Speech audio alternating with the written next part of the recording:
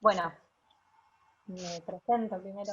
Yo soy Belén, soy trabajadora social del LOBE y participo junto con varias compañeras que estamos acá de grupos de trabajo de salud mental de la asociación, que bueno, un poco estamos realizando este ciclo de conversatorios, esta propuesta desde los grupos de trabajo de salud mental. Están también compañeras de la Secretaría de Capacitación, Camila, si querés saludar o presentarte. Ahí va. Hola, ¿qué tal? Hola, Bueno, nos va a estar también acompañando hoy. Eh, y bueno, va a estar como comentarista Natalia Castiglioni, la presidenta de la asociación. Hola a todos. Y bueno, somos varias acá en este encuentro que participamos de los grupos de trabajo de salud mental de la asociación. La verdad es que no sé si las compañeras que están tienen ganas de presentarse. Cuento esto entonces, si quieren, un poco la propuesta de estos ciclos, digamos, desde los grupos de trabajo de salud mental, nos venimos reuniendo desde antes, digamos, si bien esto está, como decía la propuesta, enmarcado en lo que es el contexto de pandemia, la verdad es que son grupos que vienen hace bastante tiempo trabajando en la asociación, problematizando, digamos, nuestras condiciones de trabajo y nuestra atención en lo que es salud integral, salud mental.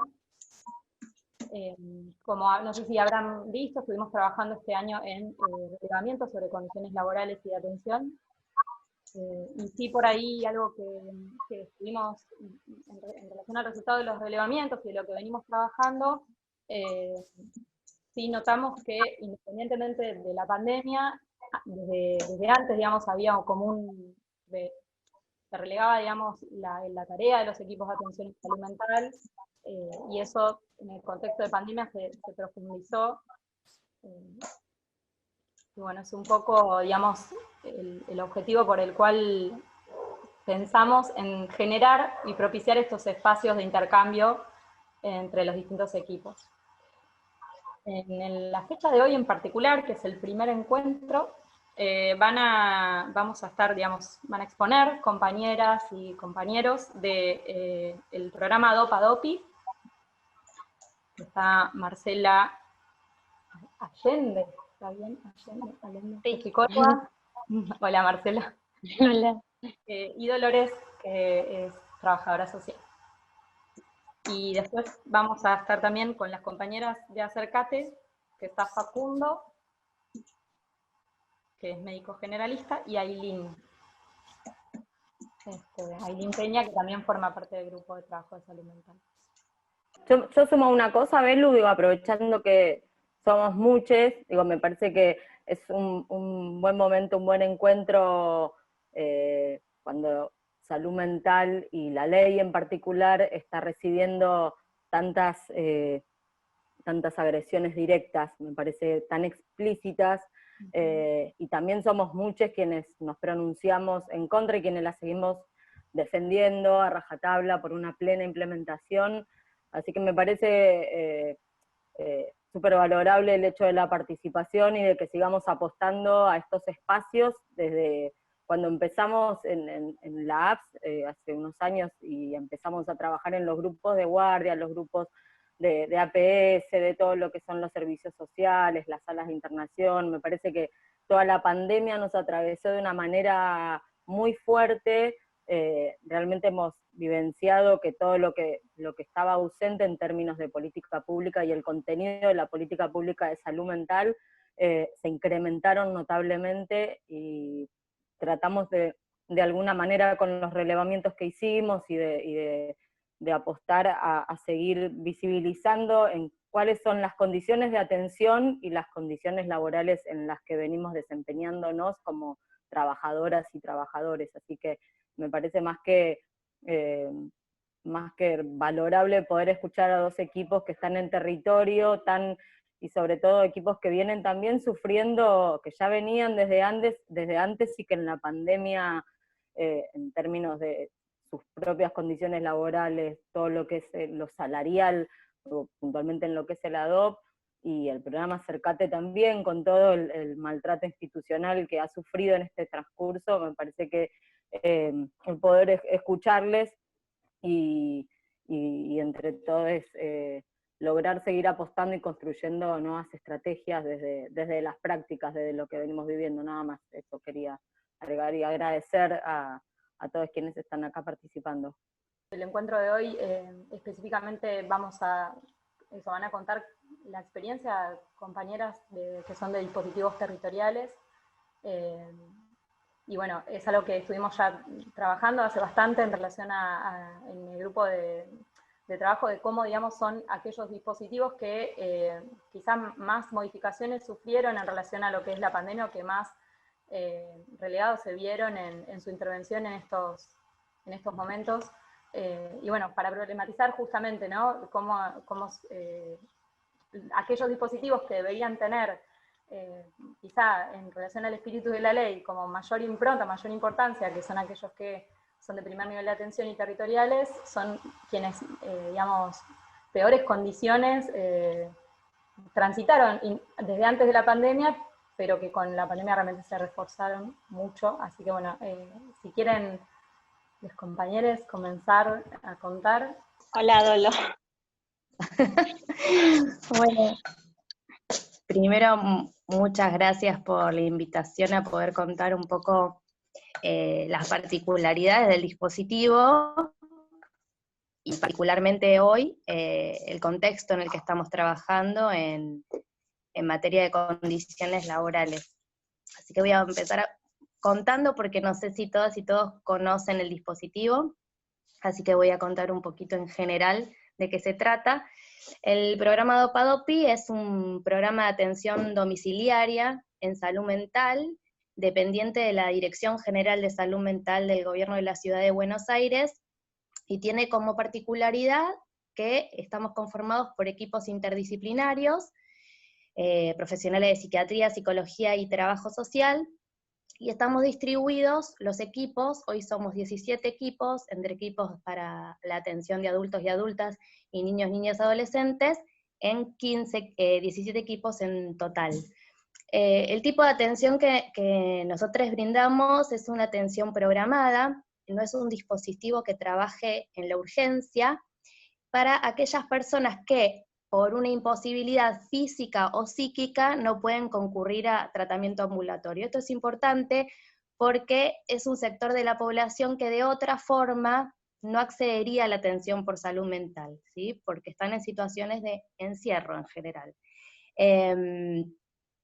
El programa fue creado en 2003, a raíz de la sanción de la ley 448 de salud mental de la CABA, que en sus artículos 10 y 14 establece que tiene que haber equipos de atención domiciliaria, dispositivos alternativos para el abordaje de la salud mental, con una perspectiva, y eso también es lo particular de todas nosotros y nosotras, trabajadores y trabajadoras de la ADOPI, es que trabajamos bajo la perspectiva de la salud mental comunitaria, que considera los lazos sociales, familiares y a la comunidad como centrales para el mejoramiento de la salud mental.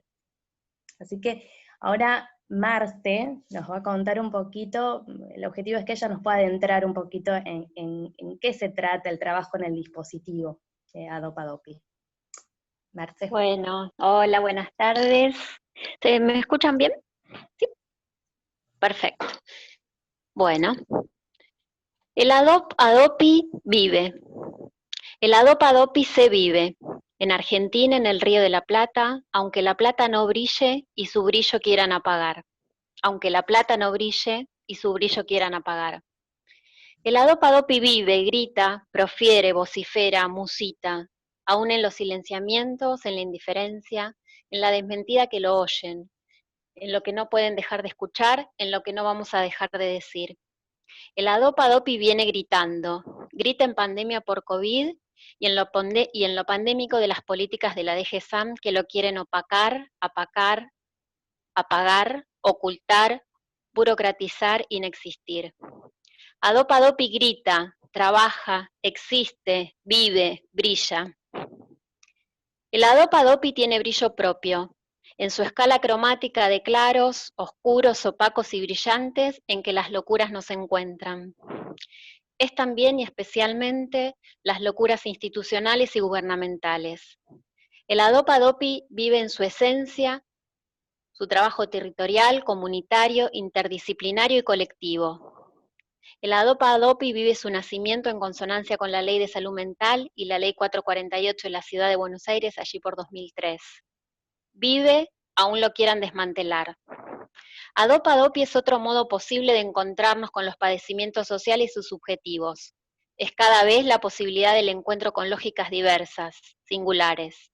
Es el encuentro con acciones dirigidas a adultos, familias, adultes, familias, adolescencias e infancias. Es realizar acciones de fuerza y contrafuerza hacia la cristalización de discursos normativos institucionales, burocratizados y arrasantes de subjetividades. El Adopa-Dopi vive, aún nos quieran desmembrar. Es el encuentro con aquellos que por su función y lugar tienen que alojar, y sin embargo consisten, refuerzan, crean lo no alojado, empujan, expulsan, rechazan lo no convencional, lo no esperado para o lo no esperado de. Segregan lo otro, lo diferente, lo que no entraría en esas cajitas que llevan. Un organismo que se proclama defensor de los derechos de niñas, niños y adolescentes, luego de 9 años de conocer la situación de vulnerabilidad social, económica y subjetiva de una familia e intervenir únicamente a través de citaciones, fuerzan una medida de excepción para un joven de 17 años y medio que aún no tiene ni tuvo DNI a un hogar, donde estará por 6 meses. Argumentan que allí estará mejor, prima el interés superior del niño, hay un parque verde hermoso, podrá hacer natación y un montón de actividades para que aprenda cosas y pueda estar con otros. El joven, que vive la afuera como peligroso hace más de 4 años, pasa la vida en su cama protegido con una capucha y una sábana que hace las veces de cortina, armando un espacio para él, donde dibuja, escucha música, se interesa por noticias y lee sobre otros países, pero sustrayéndose de la mirada de otros. Es la negativa de ese y otros organismos intervinientes para acercarle otros recursos disponibles del sistema, pero más cercanos a su vida, porque no cumple con el perfil para acceder a ellos. Es el encuentro con una mujer que prefiere internarse en un monovalente porque necesita vacaciones a pocos días de la muerte de su padre y para sustraerse de las demandas de la madre, ya mayor, que le hace limpiar la casa para enseguida ensuciarla. El Adopa-Dopi son pedidos de organismos para ir a ver qué pasa dentro de X casa, porque si no pueden ver, no pueden evaluar. Adopa-Dopi es ofrecer la alternativa de un bar o una heladería o una plaza para poder entrar, a la familia, no a la casa.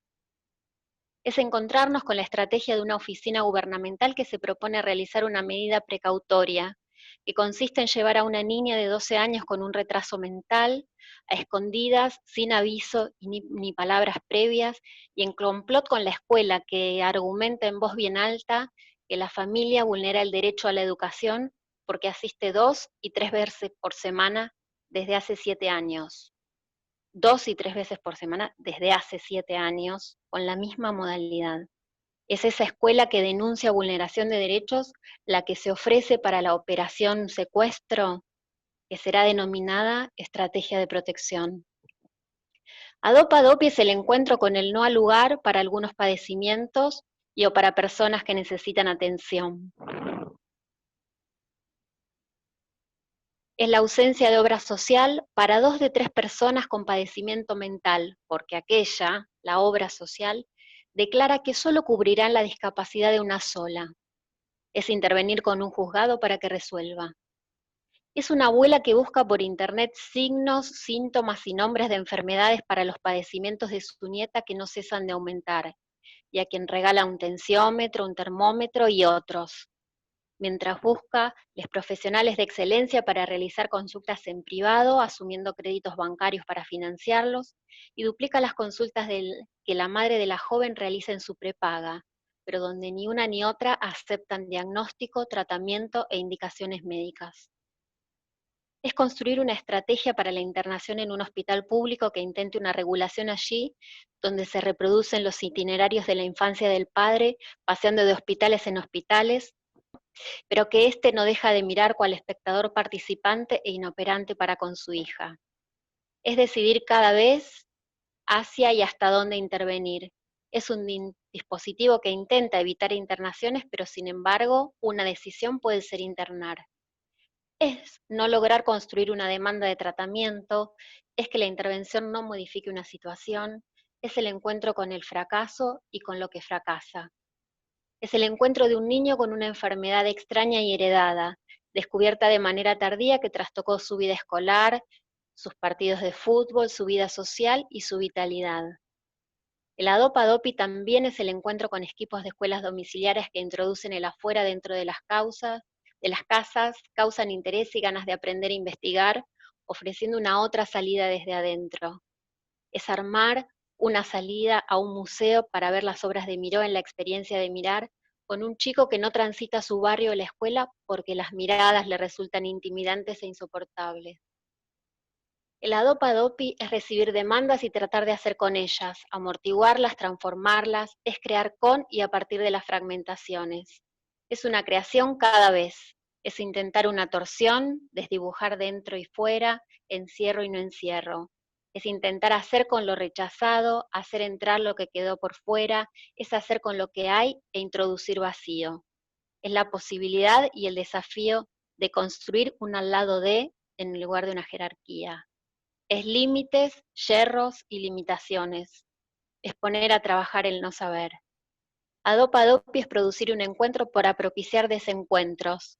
Es desencontrar para construir, acotar e introducir un al menos tres y producir discontinuidad. Es el caos y su armonía, paradojas y sorpresas. Es el encuentro con la alienación de y en los cuerpos del discurso médico y lo heredado. Es el cuerpo de la joven alienado y ofertado por el padre a su propia madre. El cuerpo del chico encerrado en su casa, alienado a los rituales de lavado y alcohol en gel potenciados por la pandemia. Es el encuentro con cuerpos no constituidos y fragmentados. Es hacer con el propio cuerpo, con las sensaciones, los olores, las hediondeces. Es un living con caca de perro, pis de gato, cucarachas, hormigas y agua que chorrea por un caño eternamente roto y todo junto a la vez. Es el living devenido dormitorios del abuelo demenciado y maloliente y su nieto. Es el joven que se dio su cama a su abuelo moribundo, externado de un hospital porque estaba mejor 2 días antes de su muerte. Es el cuerpo fallecido durante horas porque Pami no lo va a buscar. Es presenciar un velatorio anticipado escuchando recuerdos y anécdotas de la esposa cuando vivían en su departamento rematado de caballito, iban al Teatro Colón, escuchaban Beethoven, Wagner, Mozart y miramos fotos de la época bienaventurada. Es un llamado a ser, también con nuestro propio cuerpo, atravesado por esos olores y hedores, experiencias, por los distintos discursos, por contradicciones, por profesiones, interdisciplinas e instituciones.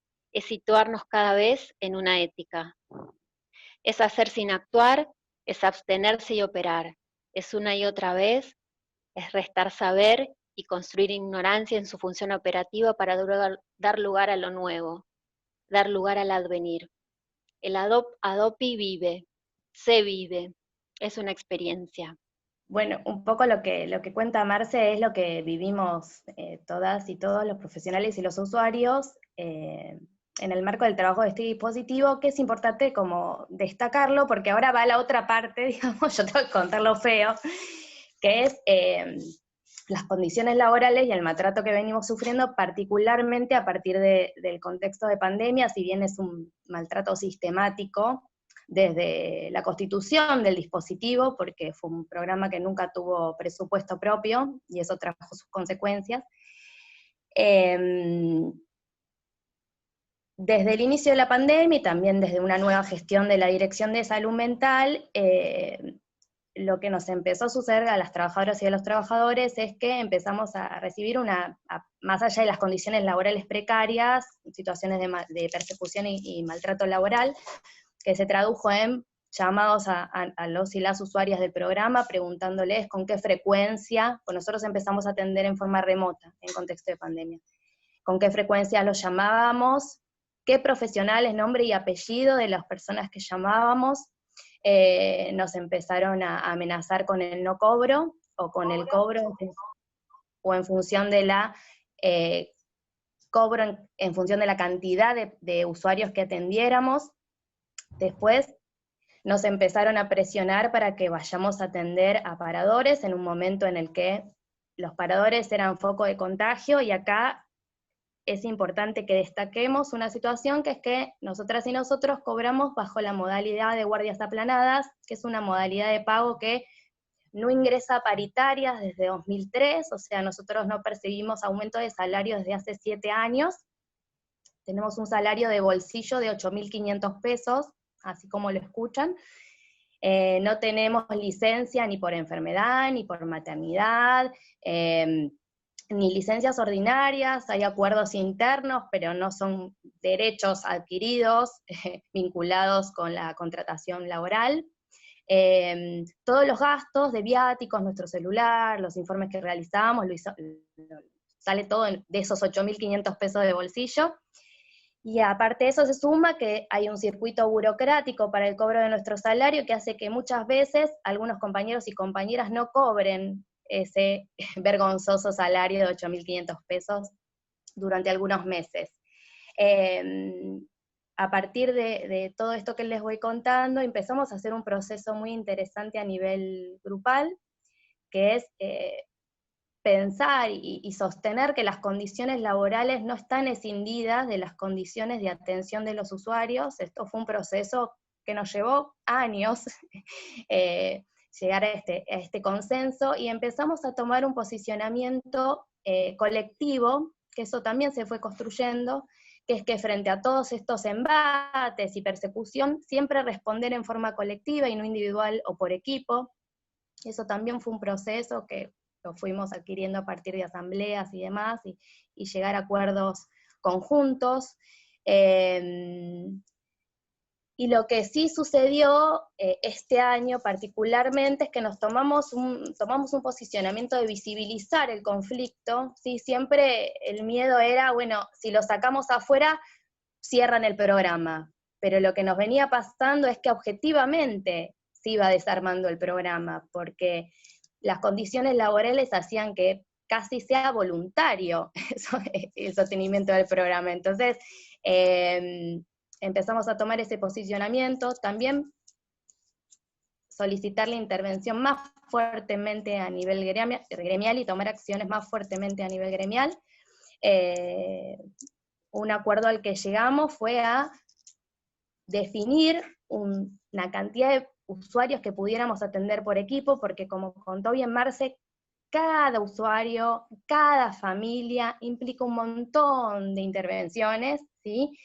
Desde la mirada integral que tenemos, cada situación requiere un montón de trabajo por detrás. Entonces, como los usuarios tienen derecho a ser atendidos con una atención de calidad, eso también a nosotros nos obliga a poner un límite en la cantidad de usuarios que podemos atender con estas condiciones laborales tan precarias. Así que bueno, estamos con esa medida de fuerza, de visibilización, y en materia de intervención a nivel gremial, comenzamos a exigir a la Dirección General de Salud Mental, y al ser desoído sistemáticamente hoy es al Ministerio de Salud, que nuestro programa depende directamente del Ministerio de Salud, que dé una respuesta en materia de mejora de las condiciones laborales, así que desde lo gremial también se está exigiendo en esas instancias, y también un salto más, que es solicitar a otros espacios en los que participamos, los que yo participo como gremio, y también Clau que está por ahí, que somos ambas delegadas del Consejo Consultivo Honorario de Salud Mental y Adicciones por parte de la APS, un pedido de informe por parte del Consejo Consultivo al director de Salud Mental respecto al estado de situación del programa, porque efectivamente el funcionamiento del programa y que se replique el programa a nivel nacional hace a la plena implementación de la Ley Nacional de Salud Mental. Así que en esa situación estamos solicitando que nos apoyen en materia de sostenimiento de este programa, porque seguimos teniendo embates constantemente, y efectivamente hoy la estrategia del gobierno de la ciudad es apelar al desgaste, ¿sí? Porque efectivamente en estos 8 meses de pandemia todos somos compañeros y compañeras que aparte trabajamos en el sistema de salud, en hospitales, en centros de salud, y aparte de trabajar en contexto de pandemia en esos espacios, que también es muy desgastante, estamos trabajando en este programa que también recibimos persecución laboral, con lo cual muchos compañeros y compañeras valiosísimos tuvieron que dejar el programa, así que 8 compañeros y compañeras en contexto de pandemia fueron obligados a dejar de trabajar en el programa, y lo que queremos destacar principalmente es que nosotros somos hoy 46 trabajadores y trabajadoras que estamos formados para trabajar con personas que están en confinamiento domiciliario, y realmente ampliar y fortalecer el programa es central en mejoramiento de la política pública en contexto de pandemia, para brindar la mejor atención en relación a la salud mental en contexto de pandemia. Así que venimos también a denunciar eso, ¿sí? Porque hay 46 profesionales formados para poder trabajar con esta población y con población en confinamiento domiciliario, y sin embargo la respuesta del gobierno de la ciudad y del Ministerio de Salud fue persecución laboral y maltrato más fuerte que cualquier otros años del funcionamiento del programa. Así que, bueno, no sé si Marce querés decir algo más, o por ahí creo que estaba Nati, si quieren agregar algo más, hay otras compañeras del dispositivo. No, yo por mi parte me parece que ya dijiste, y bueno, un poco me parece que quedó como expuesta la situación y el trabajo del programa. Gracias compañeras por lo que comentaron, realmente muy emocionante también el texto que nos compartieron. Vamos a darles la bienvenida y que abran sus micrófonos las compañeras de Acercate, los compañeros. Bueno, mi nombre es Aileen, yo soy trabajadora social del dispositivo. El dispositivo lleva 2 años, yo desde mayo del 2019, un segundo equipo se empezó a trabajar en mayo del año pasado. Primero teníamos pensado no sabíamos que iban a ser tanta cantidad de gente. En realidad teníamos pensado primero comentar el dispositivo, que no es muy conocido y es relativamente nuevo, y después los cambios que fueron sucediendo a través de la pandemia. Este dispositivo en realidad es nocturno, es un proyecto de intervención comunitaria y territorial del Ministerio de Salud, en colaboración con el Ministerio de Desarrollo Humano y Hábitat de Capital Federal. En realidad, el objetivo central es brindar cuidados de salud básicos haciendo foco en el consumo problemático de sustancias bajo el paradigma de reducción de riesgos y daños, y desde una perspectiva de derechos. En realidad comenzó como una prueba piloto. El equipo hay trabajadora social, médica generalista, enfermera y operadores, que los operadores dependían y dependen del Ministerio de Desarrollo. La idea es que la población que está destinada es a gente en situación de calle y vulnerabilidad social, y en realidad por eso se pensó también de manera nocturna. Para que se den una idea, estábamos en estaciones saludables, que ahora dependen del Ministerio de Economía, porque sí, porque depende del desarrollo sustentable, de no sé qué, entonces, nosotros después de las enfermeras terminaban a las 5 de la tarde, entrábamos nosotros a ese dispositivo, y la gente iba, y siempre las personas en situación de calle lo que más requerían era el famoso informe social para tener el subsidio habitacional. Esa era como muchas veces la puerta de entrada, y que ahí empezábamos la atención propiamente dicha de sus antecedentes de salud, sus controles de salud, y hablar del consumo, ¿no? Obviamente. Y en realidad acá hubo muchas diferencias en cuestión con Ministerio de Desarrollo, por una cuestión de paradigmas. Ellos estaban bajo el paradigma no de reducción de riesgos y daños, entonces ahí muchas veces lo que pasaba, porque igualmente el lugar era chico, los operadores atendían como en la puerta y nosotros adentro, como la realidad es que siempre hubo conflictos en relación a cómo tratar el tema en la intervención misma. Después, bueno, nosotros con el médico generalista y la enfermera, ya tuvimos la historia clínica electrónica, por lo cual también ahí ya teníamos además los antecedentes de salud y hacíamos el ingreso para que después pueda hacer y tratar diferentes cuestiones en otros efectores de salud, pero yo ingresando con la historia clínica electrónica, pensando en el acceso a la salud de esa persona, ¿no? En general. El dispositivo, la realidad es que contaba con varias cosas, contaba con vacunación, hacíamos consejería de salud sexual, bueno, vacunación, el abordaje de consumo de sustancias y la articulación con el BAP, que era la mayor demanda, ¿no? Porque después todo lo demás en relación a su situación de salud era lo que construíamos en ese momento de la entrevista, pero la demanda principal era por el subsidio habitacional. Eso sucedió hasta marzo de este año.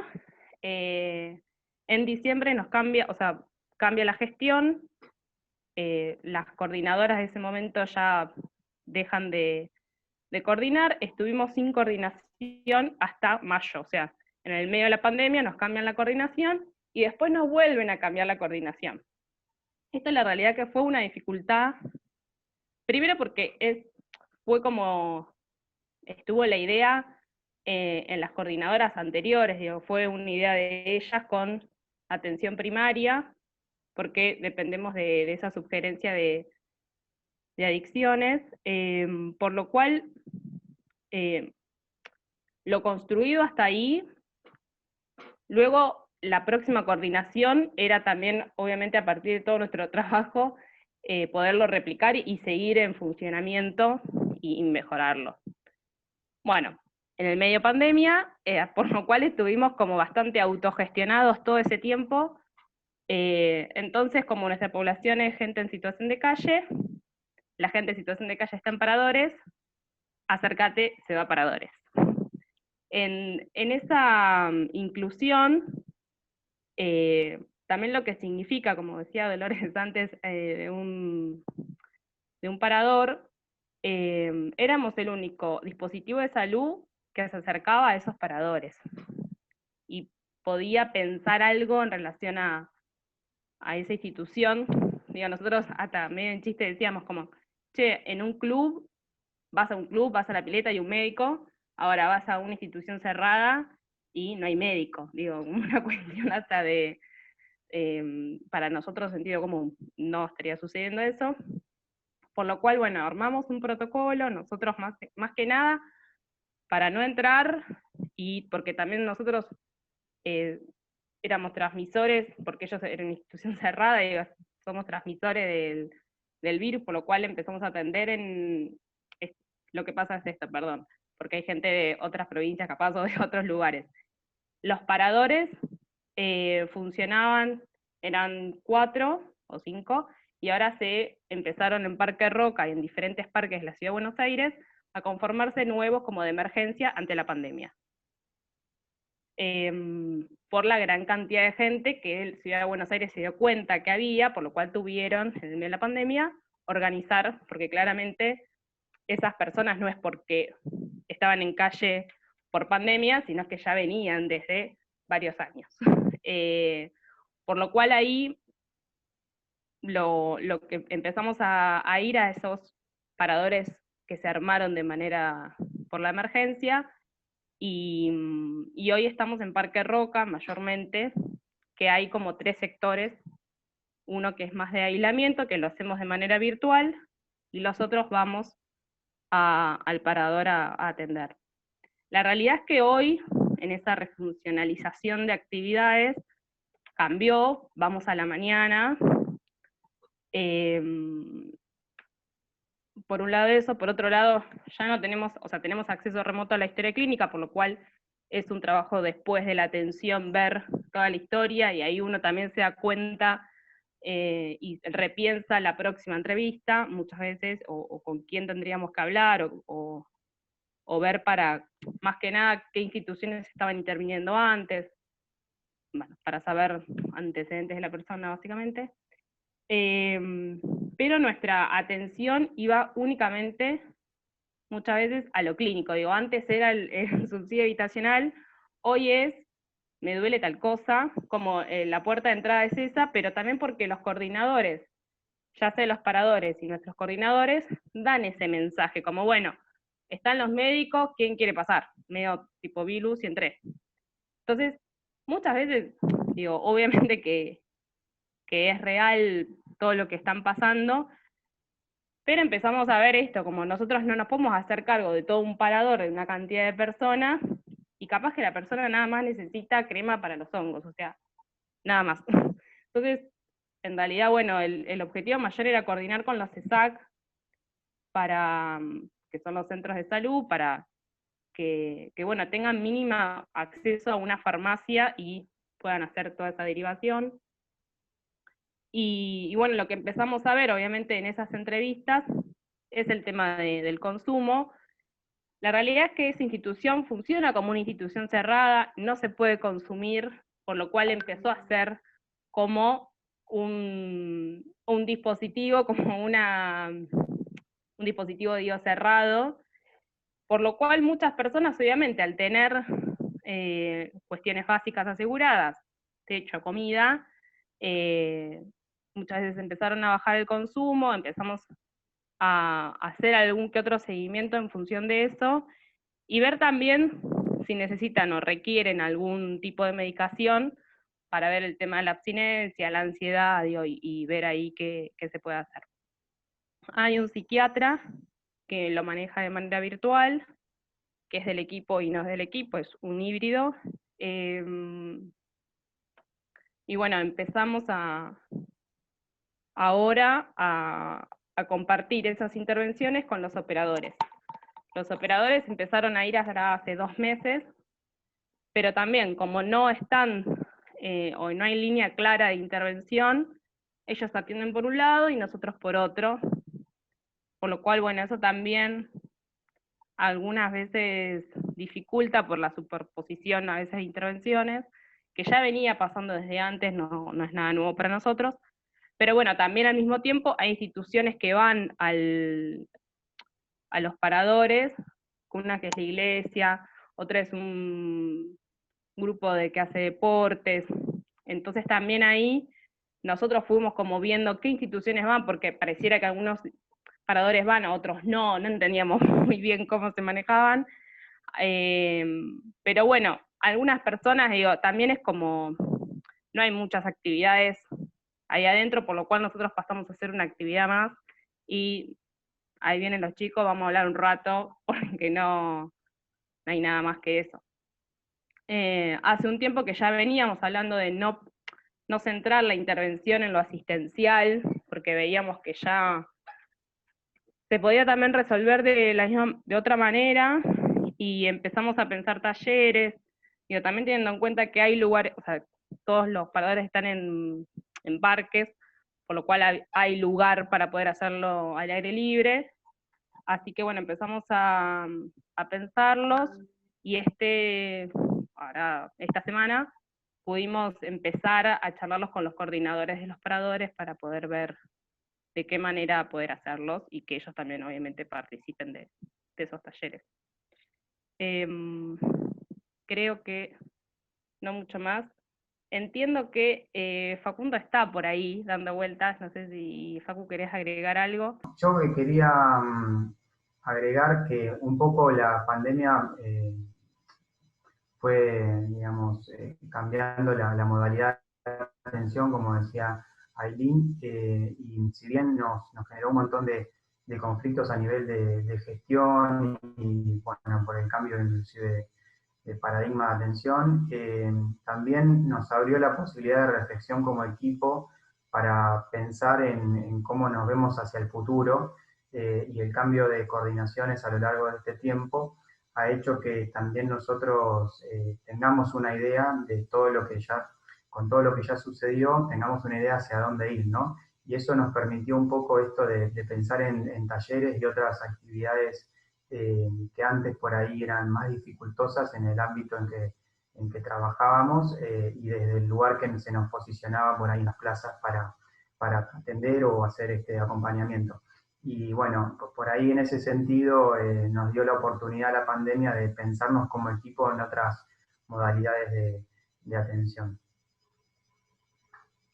Sí, porque bueno, esos talleres en el momento de atención en las plazas, antes de la pandemia, no sucedía, estábamos atendiendo como 15, 20 personas por día, por lo cual se nos era bastante complejo el podernos pensar en... porque tampoco había una bajada de línea en función de eso, estaba todo en veremos siempre, de poder plantear otro tipo de intervención que no sea asistencial individual, de una persona viene y la atendemos como si fuese un consultorio en cualquier lugar, digo, como ahí pudimos por lo menos poder, o sea, plantearlo y ahora la idea es llevarlo a cabo. No sé qué otra cosa quedó Un poco, yo había escuchado digamos, el relato de lo de Adopi, que estábamos al tanto nosotros, porque en algún que otro momento nos vinculamos al programa con una grata respuesta en ese momento para nosotros que por ahí teníamos menos experiencia en el dispositivo Acercate, en cuanto al manejo de algunas situaciones que se nos presentaban ahí en las plazas. Y bueno, la verdad que desde el momento que conocimos que dejaban o que estaban empezando a desmantelarse ese programa, un poco eran como nuestros primos hermanos en cuanto a la precariedad del dispositivo, ¿no? Pensábamos nosotros que, al menos yo pensaba, digo, después de la DOPI se viene el Acercate, ¿no? Van por el Acercate. Si bien tenemos otro tipo de cargos distintos, ¿no? Depende de la atención primaria y eso nos generaba más tranquilidad y después nos llevaron tranquilidad desde, digamos, lo que es APS, pero bueno, pensamos también que después nos iba a suceder a nosotros y bueno, veíamos un poco el relato, los comunicados que nos llegaban por WhatsApp y la verdad que era muy, muy triste, más que todo porque los dispositivos que son comunitarios, territoriales, siempre... voy escuchando. Siempre los dispositivos territoriales y comunitarios es como que son muy difíciles de implementar y cuando se implementan, que se desmantelen o que no se puedan sostener, la verdad que es muy triste. Sí, también yo creo que ahí nosotros lo que tenemos un poco asegurado, entre comillas, es la condición laboral estrictamente de relación, digo, de contrato, que digo, fue por concurso, y ahí hay algo asegurado que tenemos, pero después no tenemos absolutamente nada asegurado.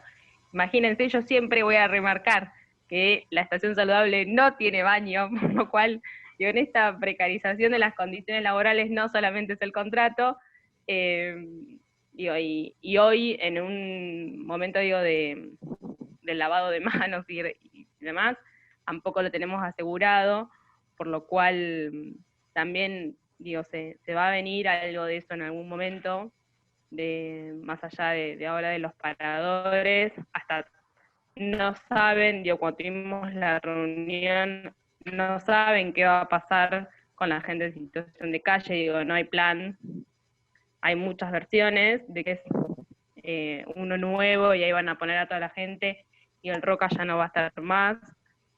Hay otros que dicen que se le va a dar un cheque, no sé si se va a dar un cheque y se les va a dar el subsidio habitacional a todos. Nadie sabe nada. No hay un plan, entonces, no hay un plan. Y para mí, o sea, cuando también algo que nos pasó en el Acercate, que los dispositivos así como territoriales, que no, al menos yo venía desde un centro de salud donde hay cierto marco institucional institucional, digamos, o apoyo matricial, es como que en el Acercate, desde la pandemia, podían disponer de nosotros como se les cantara, parecía, ¿no? Porque no teníamos un asiento en un CESAC, en un centro médico barrial, o no sé, en un hospital, lo que fuera. Entonces nos llamaban y nos decían, bueno, tienen que ir al programa de detectar de la 31, y viste, por teléfono, así totalmente informal. Después hay que ir al detectar de no sé dónde, después no, a los paradores, después hay que cumplir horario en no sé dónde. Y era como que uno que por ahí concursa para un cargo y se imagina otra cosa, que tenga ese manoseo profesional, es como que deja bastante que desear, ¿no? Aún así, si bien están esas cosas, remarco lo que decía Aileen también, que nosotros como que teníamos cierto sustento base de nuestro cargo, entonces eso nos generaba tranquilidad, ¿no? Que no me imagino en el caso de los otros, de las guardias planas, como comentaba ahí la compañera, que bueno, están en otro régimen contractual y es más complejo. Sí, total, que eso también, en la cuestión de no tener coordinación, ahí también iba en un punto, el manoseo que decía Facu de no sabemos para dónde ir, pero porque no teníamos a quién recurrir en un punto. Nadie, estaban entre Batistela y Saldaña a ver qué hacían, como bueno, ¿para dónde vamos? Después ahí un poco se ordenó, pero también es esto, como bueno, vayan y vean qué onda, ¿no? Como esta cuestión de que queda siempre la autogestión en un punto nuestra, que eso es cansador. La realidad es que digo, nosotros tenemos medicación, en ese momento teníamos vacunas, todo lo que implica, como un centro de salud chiquito, que lo gestionábamos nosotros, digo. Entonces ahí llega un momento que eso es cansador, y que después nos cambien 2 veces la coordinación en el medio, también fue, nada, desalentador, te saca energía, y en el medio de la pandemia, digo, con todo lo que eso implica en nuestra salud mental. Bueno, gracias a los compañeros de Acercate por compartir.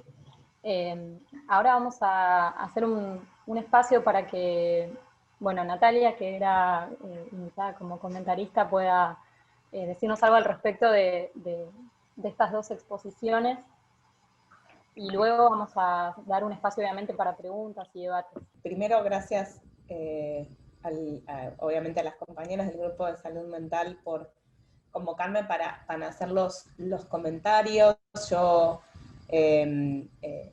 obviamente, como me presentó Belén como presidente de la APS, también soy trabajadora social de un hospital donde me desempeño en la Sala de Internación de Salud Mental, y hace varios años, bueno, toda la gestión de la APS y previamente también desde otras instancias, vengo involucrada en el acompañamiento de las condiciones laborales, de la lucha por las condiciones laborales de las trabajadoras sociales en Adopadopi, por lo que el proceso de organización y todo lo que fueron contando las compañeras me resulta una historización realmente necesaria, larga y ardua, que bueno, sigo muy, muy de cerca. Obviamente el programa Acercate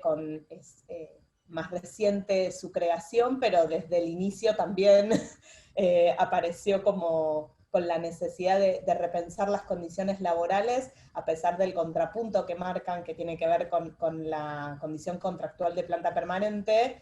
La precarización laboral ahí se presenta y se extiende de forma sumamente preocupante desde otras instancias. Cuando yo estuve apuntando mientras hablaban, me gustaría hacer 3 comentarios en relación a lo que fueron marcando. Primero, que es poder colocar algún debate o alguna idea en relación a la constitución de estos programas en clave de la continuidad existente de la reforma sanitaria en la ciudad de Buenos Aires,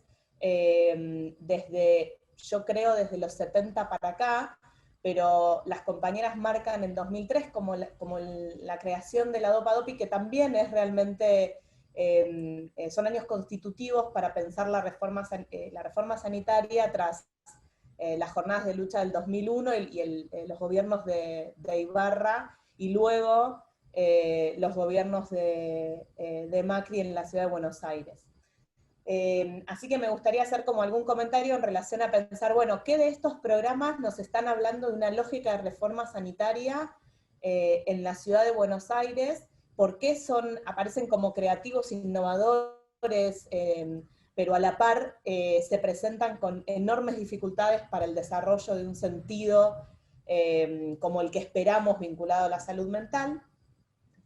El segundo comentario que quería hacer tiene que ver con, a pesar de poder situar la reforma sanitaria como la razón de ser, de existencia de los procesos de trabajo a las que las compañeras se ven forzadas, cómo existe un contrasentido, otra fuerza que aparece, que es la de la autonomía y la posibilidad de realizar otros procesos de trabajo que los que nos exigen o los que vienen planteados estatalmente, y ahí aparece, me parece, todo el relato de las compañeras, especialmente lo que leyó la compañera de la ADOPI vinculado a qué significa ser parte de ese programa, y lo que decían los compañeros, el compañero y Ailín, vinculado a qué estamos intentando hacer a pesar de lo que es el programa. Entonces me parece que ahí hay dos tiempos, uno es el estatal, el de la reforma sanitaria, y otro es lo que efectivamente podemos hacer con los procesos de trabajo en salud mental. Y la tercera cuestión, que no sé si no se nos va a hacer muy largo, pero por lo menos anunciar que aparece en el mismo... en los mismos relatos, otro eje que es el de la organización de los trabajadores y la posibilidad de luchar por otras condiciones laborales.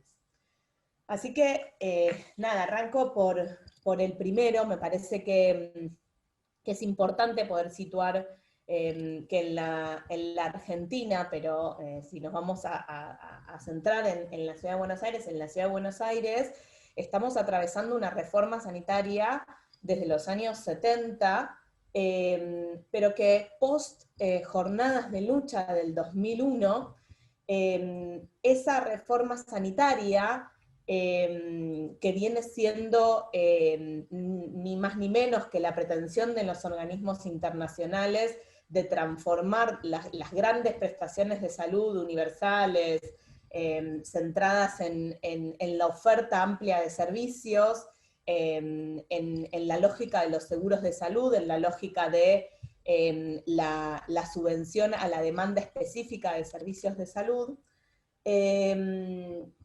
Esa lógica de reforma post-2001 tiene una lógica particular, especialmente en la Ciudad de Buenos Aires, con los gobiernos de Ibarra, que tienen que ver con que esa reforma sanitaria, de la mano de los organismos internacionales y de la pretensión de transformar los servicios de salud en servicios centrados en los seguros de salud, en la lógica de los seguros de salud, y podríamos discutir un montón de tiempo sobre qué significó esto en la creación de los centros médicos barriales, en la creación del programa de médicos de cabecera, en la creación de la dirección de atención primaria y en la extensión de los centros de salud. Podríamos discutirlo, pero si nos centramos en uno de los elementos que se trabajó acá, es en cómo aparece por fuera de las conquistas institucionales del sistema de salud, que son los hospitales, los centros de salud, los cargos de planta permanente en esas instancias, aparece la lógica de los programas. Aparece la lógica de poder realizar prestaciones de salud específicas, segmentadas por población y focalizadas en distintas temáticas, vinculadas a distintos ejes de la política sanitaria. Uno de ellos fue la salud mental. Digo esto y también digo que la salud mental es una conquista. Lo que pasa es que la implementación de esas conquistas, las trabajadoras sociales en nuestra formación sabemos que cuando conquistamos derechos, también la implementación de esos derechos en clave de políticas sociales lleva necesariamente a una necesaria deformación de la conquista en clave de las prestaciones que efectivamente logramos en el sistema sanitario. Entonces, a mí me parece que analizar los programas que a partir del 2013 empiezan a instalar en la Ciudad de Buenos Aires hasta el día de hoy, lejos de tener una clave de análisis de rupturas, tienen una clave de análisis de continuidades. A mí me parece que la lógica de la precarización laboral, de la precarización institucional, con precarización institucional me refiero exactamente a lo que decía Ailín en algún momento. Una cosa es tener un contrato de planta permanente y otra cosa es laburar en una plaza sin baño. Efectivamente ahí estamos hablando de una lógica de precarización que no necesariamente es la contractual. Lo mismo podrían decir todas las compañeras que están acá que trabajan en centros de salud con construcciones de los años 70, con paredes cancerígenas, con centros de salud que se incendian, o con centros de salud de Durlock sin agua y sin calefacción y sin ventilación. Esta lógica de precarización institucional está presente en las últimas décadas, de la misma manera que la implementación de programas que no tienden a una lógica territorial y comunitaria en el sentido de armado de redes para la prestación de servicios. Para mí, y acá entro en algún debate con las compañeras cuando lo nombraron así, la lógica no es comunitaria, la lógica es bastante más asistencialista, bastante más focalizada y bastante más, con bastantes más pretensiones individualizantes en relación a las prestaciones de servicios. Por eso me parece que cuando pensamos en, por ejemplo, la lógica de Acercate, aparece una lógica comunitaria, pero una realidad en la atención clínica y en la gestión de subsidios habitacionales individuales. Es muy difícil pensar la lógica comunitaria de parte de las planificaciones gubernamentales. En este comentario que estoy haciendo me quiero referir específicamente a lo que proponen los programas, y no a lo que efectivamente después nosotros, los trabajadores estatales, hacemos con esas propuestas, que me parece que tendemos a creativamente poder encontrar varios intersticios para poder desarrollar otras acciones. Pero en la lógica de la planificación estatal y del desarrollo de programas, estamos hablando de títulos de atención primaria en la salud, o atención territorial, atención comunitaria, y lejos de eso estamos hablando de una reforma sanitaria que tiende a reforzar la atención individual, asistencial, precarizante en términos de las condiciones laborales y de las condiciones institucionales de atención. En un momento me referí también a la segmentación, quiero volver a hacer como una mención a eso. Cuando las compañeras hacen referencia a las posibilidades y limitaciones de los programas, me parece que estamos hablando de una salud mental que fue una conquista, la ley, y fue una conquista también nuestros lugares en el sistema sanitario para la atención de la salud mental, pero debemos también dar cuenta de hacer un diagnóstico muy preciso de cuáles son los alcances de estos programas alrededor de las posibilidades de vinculación, de las posibilidades de pensar cómo las personas con las que trabajamos pueden vincularse con la totalidad del sistema sanitario o con la totalidad de la política en salud mental a partir de ese programa. ¿Cuántas veces yo he recibido alguna compañera del programa Acercate para realizar una internación en el hospital? Pocas, nulas, porque es muy difícil pensar que estos programas no funcionen segmentadamente, porque el ahogamiento de las direcciones o de las subsecretarías que los dirigen impiden que el tránsito de las personas por una atención en salud mental sea una puerta de entrada para poder desarrollar una atención accesible en todos los puntos de lo que sería una red de políticas en salud mental. Es muy difícil pensar estas articulaciones porque la lógica de la reforma estatal tiende además a segmentar todas las formas de atención. Entonces, atención primaria sería hablar de los centros de salud y los programas, y no tienen nada que hablar con la atención hospitalaria no tiene nada que hablar con las guardias, y las guardias no tienen nada que hablar con las instituciones, con los centros de día y con las organizaciones comunitarias que trabajan en salud mental. Esta lógica de segmentación también habla de una reforma regresiva en las que estamos insertes. Podría seguir, o sea, me parece que la historización de dónde estamos paradas cuando hablamos de los programas en salud mental y en la Ciudad de Buenos Aires, y la lógica de reforma sanitaria en todos estos años, es algo que no nos podemos olvidar cuando pensamos en las limitaciones, dificultades y complejidades de nuestra intervención profesional en salud mental. Ubicarla dentro de una reforma sanitaria regresiva de las últimas décadas. Ahora, efectivamente, cuando las compañeras hablan de sus procesos de trabajo, hablan de una permanente lucha con esa reforma. No sé si la consideramos una reforma cuando desarrollamos nuestra tarea, pero seguro que nos estamos peleando con una planificación estatal que aparece como nula, pero en realidad está bien presente. Pero estamos queriendo hacer otra cosa que lo que nos proponemos. Me parece que ahí está bueno pensar que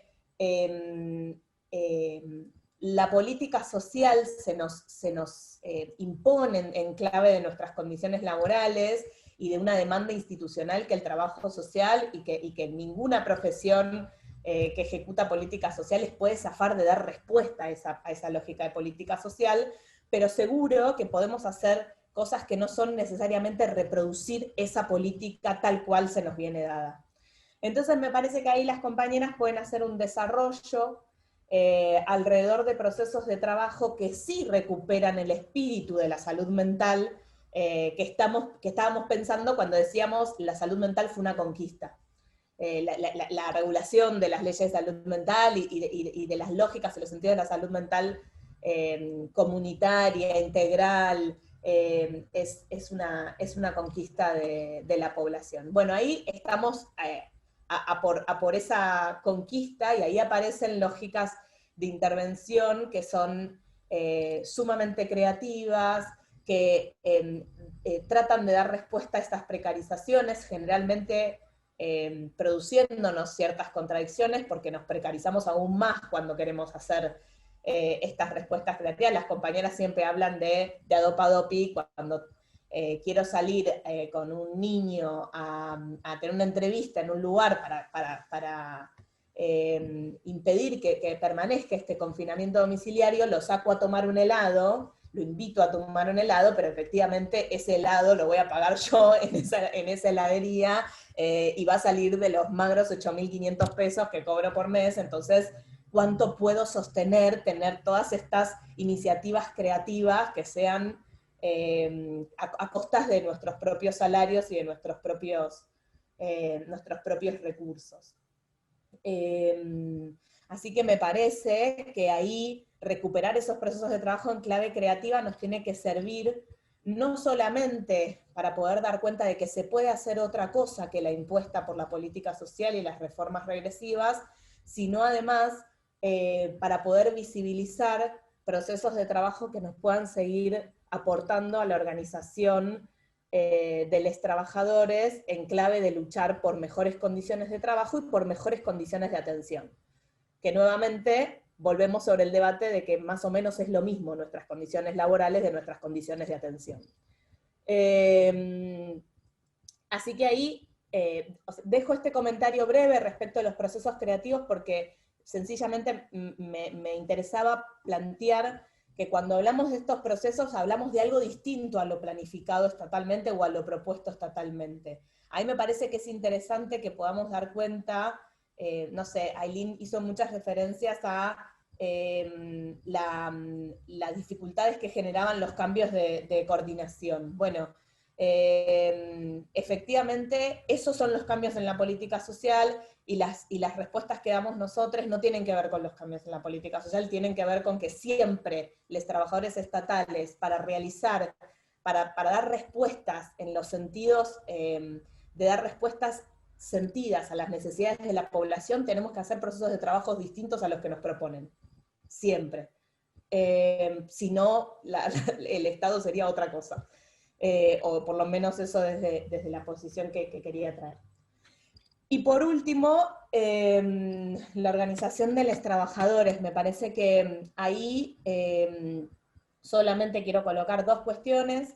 Estamos en un proceso gravísimo de burocratización de nuestras organizaciones gremiales y de que esas organizaciones nos den la espalda en clave de nuestras necesidades para mejorar nuestras condiciones laborales. Ni ADOPADOPI ni el programa Acercate son materia de debate en las actas paritarias. Y esto es, en principio, negado por las organizaciones gremiales, no por el gobierno. Por suerte el gobierno no nos tiene que decir que no quiere discutir ADOPADOPI, lo hacen nuestras organizaciones gremiales. Entonces, lo primero que tenemos que debatir es con la Asociación de Médicos Municipales o la Federación, cómo se hace para imponer que la regulación del salario ADOPADOPI tiene que entrar en paritarias. Y ese debate lo tenemos que ganar en la organización de los trabajadores y de alguna manera pudiendo conocer el diagnóstico de situación de esas organizaciones. Yo digo, ahí, no sé, si derrotamos a la Asociación de Médicos Municipales, queremos que gane alguna lista opositora progresista, o si consideramos que ahí no hay qué hacer con esas organizaciones. No me animo a abrir un debate acá sobre eso. Pero sí me parece que es necesario saber que las compañeras de Acercate estén trabajando en una plaza sin un baño no es materia de negociación colectiva con el gobierno de la ciudad. Eso lo hacemos también creativamente, autónomamente, algunas pocas asociaciones recuperadas de estos largos procesos de burocratización sindical, algunas redes y algunos vínculos que han armado los compañeros en su propia organización. ADOPADOPI viene teniendo un proceso colectivo y grupal sumamente interesante y se van vinculando con distintos colectivos. Pero no hay que olvidarse que esto que dicen las compañeras, decidimos visibilizarnos, perder el miedo, empezar a proponernos, mostrar nuestras problemáticas a pesar de que nos amenacen con el cierre, lo hacen autónomamente como grupo, porque no existen organizaciones en salud que tomen sistemáticamente estos temas en clave gremial. Así que me parece ahí que tenemos ese primer diagnóstico que tenemos que denunciar y sistemáticamente reclamar, porque en nuestras condiciones laborales aparezcan todas las condiciones laborales de los trabajadores y no solamente aquellas pensadas centralmente para los trabajadores hospitalarios. Porque no se habla de las condiciones laborales en los centros de salud, las condiciones edilicias, todo eso no está apareciendo en los debates de condiciones laborales. Y sí, la responsabilidad de todos nosotros por recuperar esas organizaciones o por hacer algo por nuestras condiciones laborales que no se centren únicamente, digo, nos toma un montón de trabajo, pero en nuestras propias identidades laborales, sino que empecemos a trabajar con otros grupos y con otras potencialidades, con otras potenciales estrategias para mejorar nuestras condiciones laborales. Desde la asociación creo que venimos en ese camino hace varios años. Nuestra gestión viene trabajando con todos estos programas, no sé, incluyo a las compañeras que realizan los certificados de discapacidad en el Centro de Evaluación de Discapacidad. Digo, la lógica programática es una lógica invisibilizada en salud, y tenemos que poder realmente hacer un diagnóstico de quiénes somos y cuáles son nuestras reivindicaciones, y tomar decisiones colectivas alrededor de esas reivindicaciones y de nuestras organizaciones gremiales. Bueno, me callo porque así no tomo más tiempo, pero esos eran los 3 comentarios que quería hacer alrededor de las exposiciones. Fueron muy ricas. Les agradezco mucho por haber compartido experiencias que son sumamente valiosas y por haber bancado estos minutos de escucharme a mí. Gracias, Nati. Muy interesante. Muchas gracias. Vamos a ir cerrando ya que estamos en horario. Realmente somos un montón. Qué bueno que hayamos podido ser tantas en este encuentro. Realmente nos quedaremos con muchas cosas para pensar. Invitamos a que se sumen al siguiente, que es el día 12 de noviembre, a la misma hora, a las 17 horas, abordaje de consumos problemáticos. Y bueno, también agradecerle a Silvia, a Celia y a Marta, que ya, bueno, creo que se tuvo que retirar de la reunión, pero bueno, que pudieron sumarse, que bueno, los 3 son referentes también en lo que es el campo de la salud, así que muchas gracias. Y gracias a todos los que se sumaron por poder seguir construyendo estos espacios, inclusive con esta modalidad virtual por Zoom, que se pierde mucho lo que es el encuentro, pero bueno, le ponemos la creatividad de seguir haciéndolo. Así que bueno, muchas gracias y las esperamos el 12.